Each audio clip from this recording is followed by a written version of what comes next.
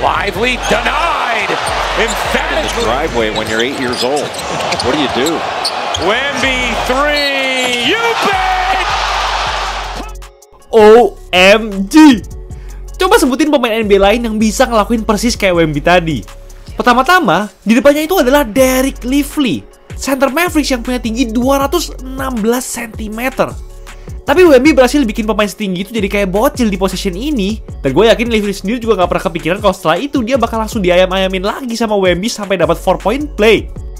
Ini di luar Nurul banget sih. Sejak kapan ada pemain 221 cm bisa gocek-gocek kayak Kyrie Irving? Tapi Lively bukan satu-satunya big man Mavericks yang kewalahan ngejagain Wemby. Karena apa yang Wemby lakuin di depan Anthony Davis ini jauh lebih mengerikan.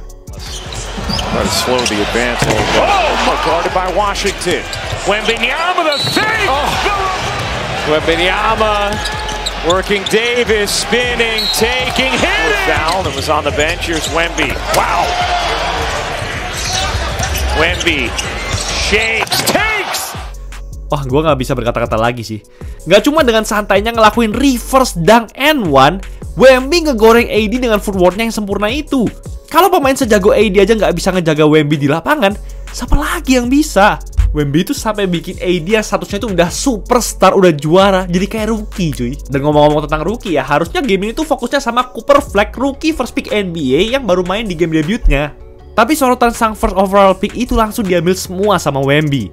Flag cuma mencetak 10 points dan 10 rebound dengan akurasi field goal 30,8%. Terbilang busuk. Bandingin itu sama Wemby yang ngumpulin 40 points, 15 rebounds, dan 3 blocks dengan akurasi field goal 71,4%. Bumi langit cuy.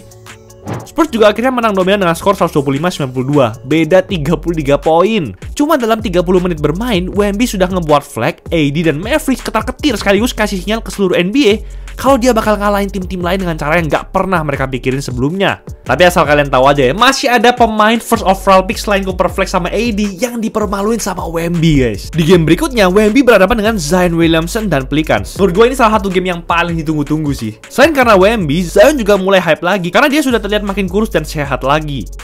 Dan jalannya game ini pun sesuai ekspektasi. Zion ngelakuin beberapa poster dunk yang gila di depan muka Wemby. Tapi nggak lama setelah itu, Wemby langsung ngebalas Zion dengan cara yang lebih memalukan. Williamson, in and out dribble, driving and swatted by Wembanyama, and swatted again. He's not playing the defense or he's not locked in. Wembanyama stepping through, waits and puts back his own miss. Wembanyama spins and dunks it.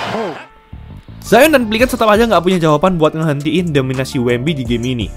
Bahkan setelah kena poster dunk, Wemby langsung ngeblok Zion 3 kali dalam semenit cuy. Menurut gue ini semua cuma nandain satu hal aja sih. Sehebat apapun pemain favorit kalian, mereka tuh bakal tetap merinding dan kelihatan kayak anak-anak kayak bocil di depan Wemby cuy. Tapi kalau kalian sendiri tuh masih belum merinding ya sama ini, coba kalian lihat lagi statistiknya waktu game melawan Pelicans ini.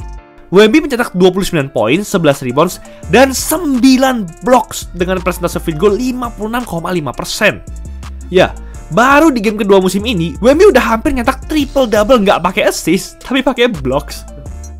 Dia juga akhirnya jadi pemain pertama dalam 35 tahun terakhir yang berhasil ngumpulin setidaknya 60 poin dan 10 blocks dalam 2 game pertama musim reguler. Jadi kalau dilihat Wemby ini udah kayak Will Chamberlain di era NBA modern ini nggak sih? Pas ngelawan Brooklyn Nets di game ketiga, performa Wemby juga masih on fire dengan 31 poin, 14 rebounds, 6 blocks, 4 assist, dan 3 steal. Dominasi Wemby di sisi offense dan defense juga masih super konsisten. Kalian lihat aja posisinya yang satu ini. Setelah ngeblok, Wemby bisa kembali ke posisi defense-nya dengan cepat untuk ngeblok lagi. Beberapa detik setelah jadi monster di sisi defense, Wemby tahu-tahu udah ada di dekat logo Spurs dan langsung nge-shoot dari sana dan masuk cuy. Wow. Jujur gue selama hidup ya belum pernah ngelihat pemain kayak Wemby ini sih. Kita udah sering lihat center yang tingginya lebih dari 220 cm, tapi yang sekaligus bisa isolation dari luar garis 3 point, cuma si alien satu ini cuy yang bisa. Tapi emang udah banyak yang ekspektasi kalau cara main sama performa Wemby itu bakal meningkat dari tahun ke tahun. Tapi gue sendiri gak nyangka bakal secepat ini sih. Di bulan Oktober kemarin, Wemby itu mencatatkan rataan 30,2 poin, 14,6 rebounds, 4,8 blocks, dan 3,4 assists per game dengan akurasi field goal 56,3%. Dan ada satu hal yang menurut gue tuh paling gak masuk akal dari statistiknya, yaitu 5 blocks per game guys. Gila. Angka itu udah mendekati rekor rataan blok tertinggi dalam semusim. Dan gue juga berani bilang kalau Wemby terus-terusan main kayak gini, mungkin dia bisa bawa pulang banyak trofi MVP sekaligus Defensive Player of the Year NBA selama beberapa tahun ke depan. Soalnya selain statistik dasar ya, pengaruhnya ke kesuksesan Spurs itu juga udah level tingkat dewa cuy. Waktu game ngelawan Toronto Raptors, offensive rating mereka itu cuma 72 aja saat Wemby main di lapangan. FYI, rata-rata offensive rating di tim NBA musim ini adalah 115,5. Jauh banget dari capaian Raptors tadi. Simpelnya aja, waktu Wemby main di lapangan, berarti Raptors main kayak di neraka. Raptors bahkan nggak berani buat nge-score di dekat ring selama 7 menit pertama di game itu. Baru 20 detik setelah Wemby istirahat, akhirnya Raptors berani buat ngambil layup. Sepanjang game, Raptors hanya berusaha buat ngehindarin Wemby yang ada di area paint. Kalinya mereka berani buat layup di depan Wemby, dia bisa dengan gampang nepis layup itu. Cuma dengan kehadirannya sendiri di lapangan aja udah bikin satu tim ketakutan, guys. Jadi menurut gue Wemby tuh gampang banget buat jadi MVP karena dia tuh emang semudah itu, segampang itu ngendaliin jalannya game, guys. Baru beberapa game pada musim ini, Wemby udah mengambil gelar pemain paling bertalenta di bumi. Tapi kalau kalian udah ngelihat perjuangannya waktu di offseason kemarin, kayaknya ini bukan suatu hal yang bikin shock nggak sih? Jadi waktu dia mulihin diri dari deep vein trombosis atau pembekuan darah, Wemby mutusin untuk menimba ilmu dari sang legenda Hakeem Olajuwon. Bayangin, tahun lalu dia latihan ball handling sama Jamal Crawford, sekarang dia latihan sama The Dream itu sendiri cuy. Pantas saja footworknya musim ini tuh kelihatan lebih kuat.